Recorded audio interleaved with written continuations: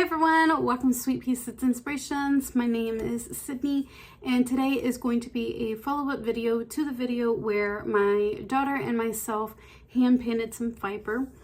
And I will make sure that there is a link somewhere here so that you can go check it out if you would like. But within that video, I was talking about how I wanted to give fractal spinning a go because I've never done fractal spinning before.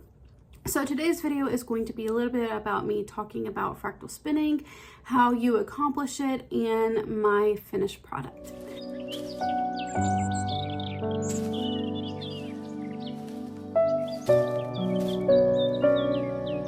So what is a fractal spun yarn? Well, it is subtle self-striping yarn that has smaller color repeats within larger ones. So what that means is, and it deals with the 2-plying yarns, but one of your singles or your plies is going to have a long stripe to it, and then the other one is going to have shorter stripes to it. So again, this will create a self-striping yarn. Now, a great example of this is some Hobie's Malaga yarn. If you were interested in checking that out, you can also type in fractal spun yarns and it will come up different types of yarns. I think Hobie has a lot of fractal spun yarns. How we get fractal spun yarn is really based on the way that we divide our fibers. But before we actually start working, we need to find a certain type of braid. Now, what you want to be mindful of when you are looking at braids or roving for fractal spinning is the coloration. You want to find a braid or roving that has contrasting colors within it, but those colors throughout the roving itself. So a great example of this is I do sell fiber braids on my Etsy shop, which will be down in the description box, the link to it down in the description box if you're interested. But I have a colorway that is called Mermaid Tears, and as you see, there is a few different colorations within this braid, and when you actually take it out of the braid itself, the roving self stripes. So this would make an awesome fractal spun yarn.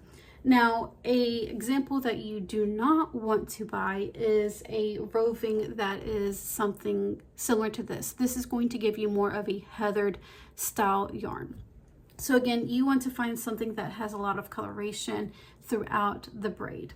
Now, when you're ready to divide, what you're going to do is you are going to take your roving and you're going to split this directly down the middle to where now you have 2 parts of the roving. One part you are going to spin as is, you're not going to do anything else other than maybe pre-draft it. And then the second part, you're going to split that even further into 3 to 4 sections. And again, what this is going to do is one of your singles is going to be long striping, and then your other single is going to be smaller striping yarn. So once you apply this together, you'll have a fractal spun yarn. Again, this creates a subtle self-striping where one coloration or color repeat is smaller than the other. Now, this is my finished product of the braid that my daughter and myself hand dyed together. Again, the link to that video will either be here in an info card or down in the description box for you. But I have greatly enjoyed using this technique, and the coloration in the braid really came alive using this fractal spun technique. I know a lot of people go crazy over the fractal spun yarns, and now I can actually see why firsthand. But that is it for this video. If you did enjoy this video, please don't forget to give it a like, share, comment, or subscribe. But I hope you guys all have a wonderful day. Thank you for watching, and I will see you in the next video.